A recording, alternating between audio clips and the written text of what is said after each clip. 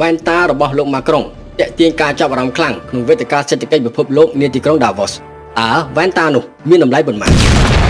បងប្អូនមានការជជែកវែងញែកជាច្រើនអំពីវ៉ែនតារបស់លោកម៉ាក្រុងប្រធានាធិបតីបារាំងអ្នកខ្លះថាគាត់ពាក់វ៉ែនតានេះមកពីគាត់ឈឺភ្នែកអ្នកខ្លះថាគាត់យក style តាមលោក Joe Biden អ្នកខ្លះថាគាត់ពាក់វ៉ែនតានេះមកពីគាត់ចង់លេង style ឲ្យទទួលបានការចាប់អារម្មណ៍អ្នកខ្លះថាវ៉ែនតានេះគឺជាតារាតំណាងជួយសង្គ្រោះសម្ព័ន្ធមិត្តអឺរ៉ុប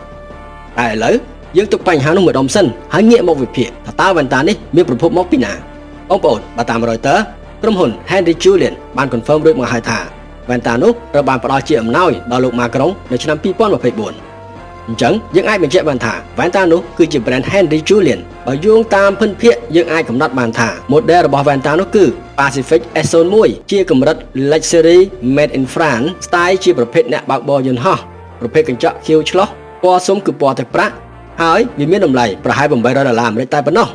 បងប្អូនតម្លៃត្រឹមតែ$800សោះមានតែចេះបារមីក្រដណ្ដប់លើលោក Donald Trump ប្រធានាធិបតីអាមេរិក